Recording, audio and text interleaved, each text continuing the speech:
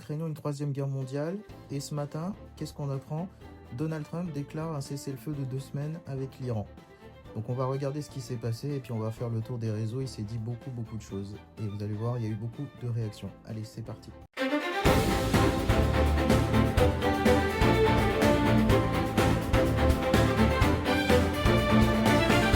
On s'était quitté avec ce post de Donald Trump sur son réseau social Truth Social. Une civilisation entière mourra ce soir pour ne jamais être ramenée.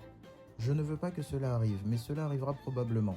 Cependant, maintenant que nous avons un changement de régime complet et total, où des esprits différents, plus intelligents et moins radicalisés prévaudront, peut-être que quelque chose de révolutionnairement merveilleux peut se produire.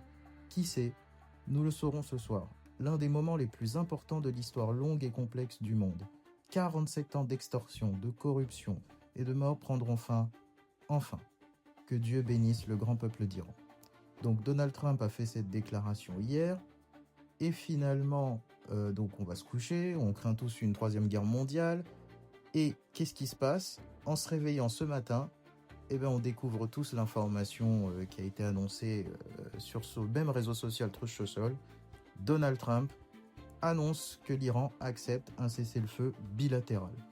Donc il déclare, sur la base de conversations avec le Premier ministre iranien et le maréchal Aslim Mounir, celui du Pakistan, et alors qu'ils ont demandé que je retienne la force destructrice qui devait être envoyée ce soir contre l'Iran, et sous réserve que la République islamique d'Iran accepte l'ouverture complète, immédiate et sûre du détroit d'Ormuz, j'accepte de suspendre les bombardements et l'attaque contre l'Iran pour une période de 2 semaines. Il s'agira d'un cessez-le-feu bilatéral. La raison que nous avons déjà atteint et dépassé tous les objectifs militaires, et que nous sommes très avancés vers un accord définitif concernant une paix à long terme avec l'Iran, et la paix au Moyen-Orient. Nous avons reçu une proposition en 10 points de la part de l'Iran, et nous pensons qu'elle constitue une base de négociation viable. Voilà, donc ça c'est la déclaration de Donald Trump. Il poursuit ensuite sur ce même réseau social en disant « Presque tous les points de contentieux passés ont été réglés entre les États-Unis et l'Iran, mais une période de 2 semaines permettra de finaliser et de conclure l'accord. Au nom des États-Unis d'Amérique, en tant que président et représentant également les pays du Moyen-Orient, c'est un honneur de voir ce problème de longue date proche d'une résolution. » Donc Donald Trump annonce un cessez-le-feu bilatéral pour 2 semaines, et l'AFP a pris contact avec Donald Trump par téléphone. Et donc, ils ont conversé tous les deux via téléphone. Et donc l'AFP qui demande « Pouvez-vous revendiquer une victoire après votre accord de paix avec l'Iran aujourd'hui ?» Trump qui répond « Une victoire totale et complète, 100%. Il n'y a aucun doute là-dessus. » L'AFP qui dit « Il semble qu'il reste encore de nombreux sujets à négocier, par exemple le détroit d'Ormuz. » Trump qui répond « Je ne sais pas. Nous avons de nombreux points. Nous avons une transaction en 15 points. Nous nous sommes mis d'accord sur la plupart. Nous verrons ce qu'il se passera.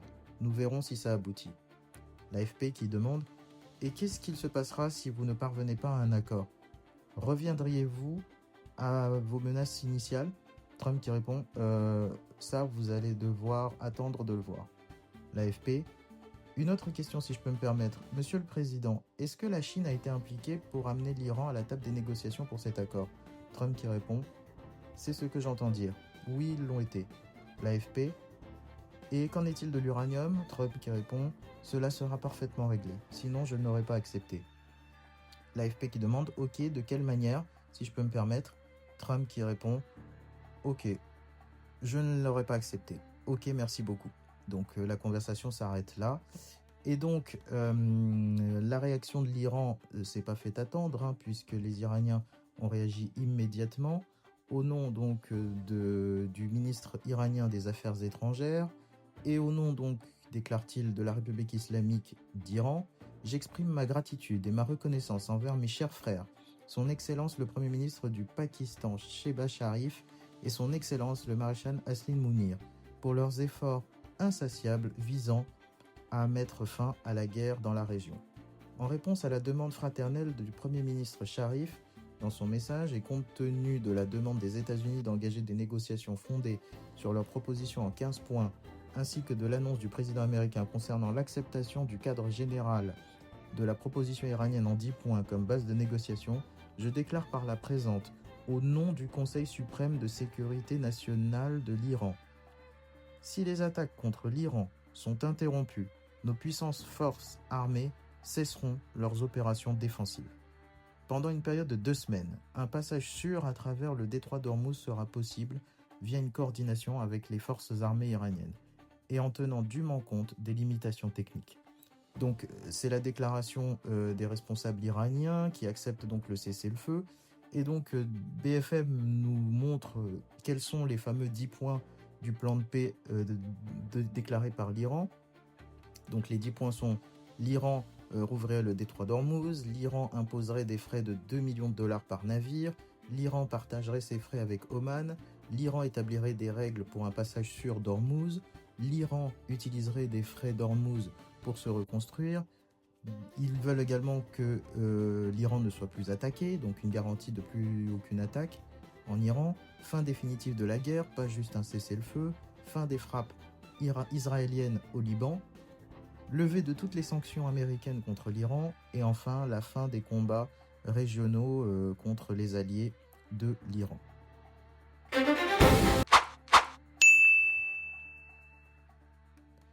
Donc ça c'est pour la mise en contexte de ce qui s'est passé, et maintenant donc on va regarder les réactions sur les réseaux. Il y en a eu beaucoup, des réactions sur les réseaux sociaux, à commencer donc par la déclaration, donc on l'a vu plus tôt, de Donald Trump hier, qui annonçait que la civilisation entière va mourir ce soir, ce qui a suscité beaucoup de spéculations sur une troisième guerre mondiale, sur l'arme nucléaire, au point que l'Iran ait déclaré qu'elle fermait toute communication et canaux diplomatiques avec les États-Unis suite à la menace de Donald Trump.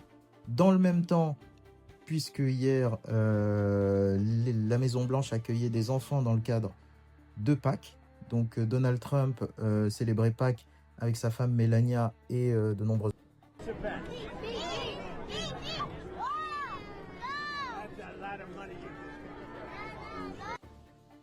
Plot twist, Donald Trump annonce avoir accepté un cessez-le-feu de 2 semaines avec l'Iran, moins de 2 heures avant son délai pour que l'Iran rouvre le détroit d'Ormuz, puisque Trump avait annoncé un délai de 24 heures avant une possible représaille si jamais l'Iran refuse son accord de cessez-le-feu.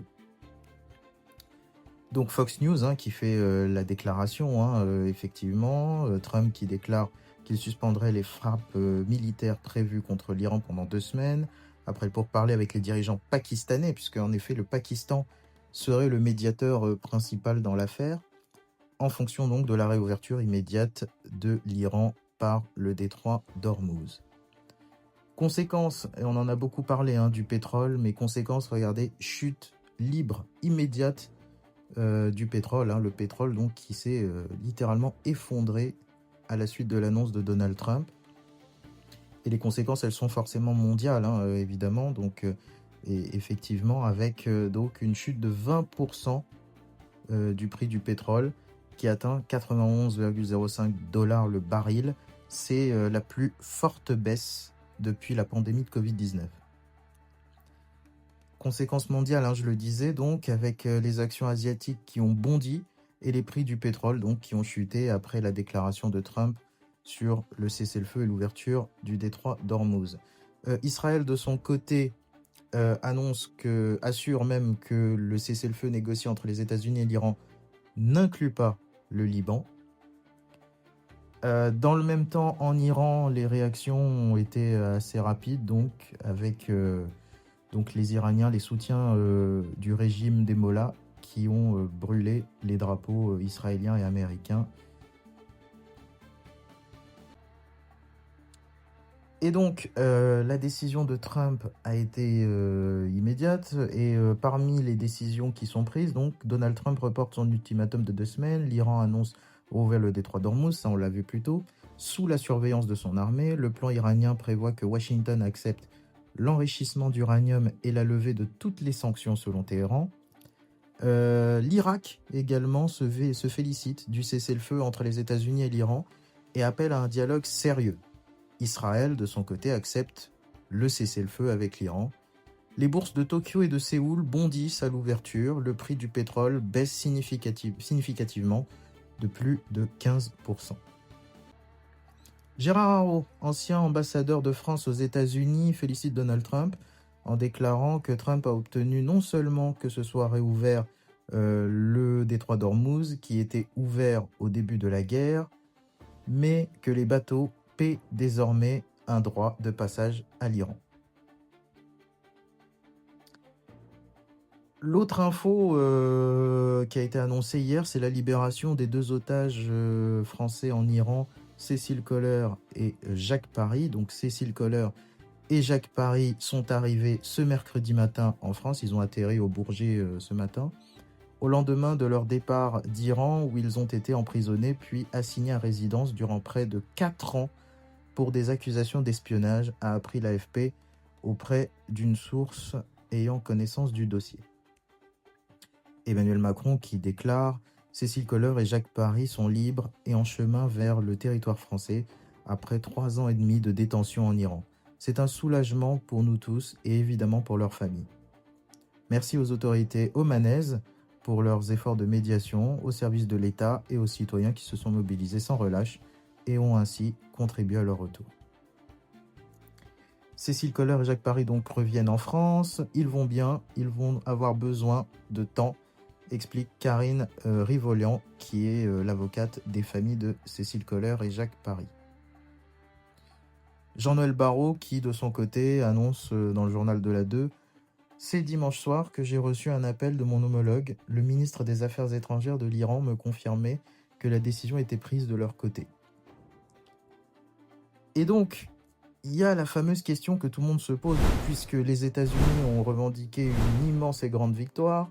Le régime iranien également s'est félicité d'une immense et grande victoire et d'une défaite des États-Unis. Alors, c'est une question qui divise un peu tout le monde. Qui a gagné? Les États-Unis, l'Iran? Chacun se fait son avis.